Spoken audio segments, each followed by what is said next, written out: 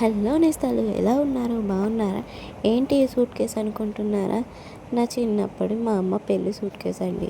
నిన్న ఇల్లు అంతా సర్దుతూ ఉంటే ఈ సూట్ కేస్ అయితే కనిపించింది. ఏమేమి నా చిన్ననాటి జ్ఞాపకాలు ఉన్నాయో చూద్దామా అనేసరికి నా పెళ్లి కార్డు అయితే కనిపించిందండి. అవన్నీ చూస్తూ నా కళ్ళల్లో ఒక్కసారి నీళ్ళు తిరిగాయండి. ఎందుకంటారా, ఆ రోజుల్లోనే బాగుండేది కదండి. చూసారా, నా బుక్స్, నా పాస్పోర్ట్ అన్నీ ఇక్కడే ఉన్నాయండి.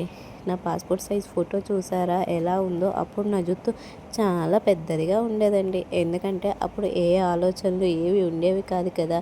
అందుకని శుభ్రంగా తినేసి హ్యాపీగా చదువుకొని మన హ్యాపీనెస్ మనకు ఉండేది. మరి ఇప్పుడు పిల్లలు ఇల్లు అన్నీ చెక్కబెట్టేసరికి ఆ జుట్టు మొత్తం ఊడిపోయిందండి. మరి మీకు ఇలాంటి చిన్ననాటి జ్ఞాపకాలు ఉన్నాయా? ఇంకా అలా తీస్తున్న కొలది నా క్వశ్చన్ పేపర్స్ అన్నీ కనిపిస్తున్నాయండి. ఒక్కసారిగా నాకైతే ఏడుపు వచ్చేసిందండి. ఎందుకంటారా, అప్పుడైతే మా నాన్న ఉండి నాకు వెనకాతలే భరోసా ఇచ్చేవారు. నువ్వు నడు, నేను నీ వెనకాతలే ఉంటాను అని చెప్తూ ఉండేవారు.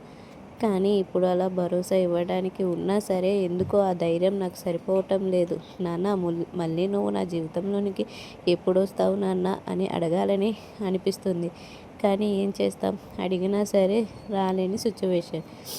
నాకు ఇద్దరు కొడుకులు ఉన్నా సరే వాళ్ళు పెద్ద అయ్యి మళ్ళీ మా నాన్నని గుర్తు చేస్తారో లేదో చూడాలి. రేషన్ కార్డు తీసి చూసేసరికి నా కళ్ళలో నీళ్ళు నిజంగానే ఆగలేదండి. అప్పుడు మా నాన్నగారు ఎంత కష్టపడి మమ్మల్ని ప్రయోజకులు చేశారో. చాలా కష్టపడేవారండి. ఫ్రూట్స్ అమ్మి, ఎండలో నిలబడి, వర్షంలో తడిచి మమ్మల్ని ఇంత చదువులు చదివించి ఏ రోజు మమ్మల్ని ఖాళీ కడుపుతో పడుకోబెట్టినదే లేదు. మా నాన్న గొప్పతనం చెప్పుకుంటే అంతా ఇంత కాదు, నిజంగా చాలానే ఉందండి.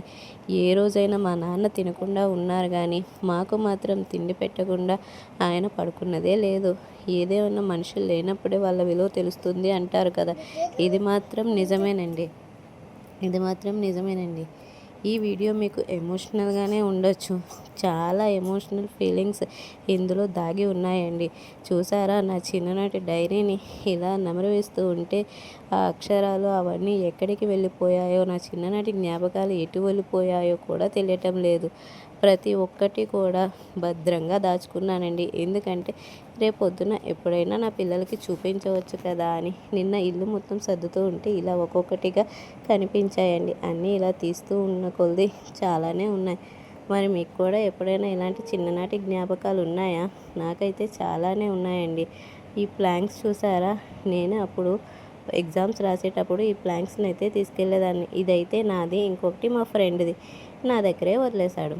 ఈ ప్లాంక్ని చూస్తూ ఉంటే నేను ఎగ్జామ్స్ రాసే రోజులైతే చాలానే గుర్తొస్తున్నాయి. కాలేజీలో చేసే కొంటె పనులు అన్నీ నా కళ్ళ ముందే కదలాడుతున్నట్టు అనిపిస్తున్నాయి. ఏం చేస్తాం, ఇప్పుడు మళ్ళీ ఆ రోజుల్లోకి వెళ్ళలేము. ఆ రోజులని తిరిగి తేలేము కదా. ఉన్న వాటిని అడ్జస్ట్ అయిపోవాలి. లాస్ట్ టైం నేను ఒక వీడియోలో చెప్పా కదా, రిసార్ట్ మూవీకి ఎందుకు అంత కనెక్ట్ అయ్యానా అని. దానికి కారణం ఈ బ్లేజరేనండి. నేనైతే హోటల్ మేనేజ్మెంట్ చదివానండి. ఆ బ్లేజరే ఇది.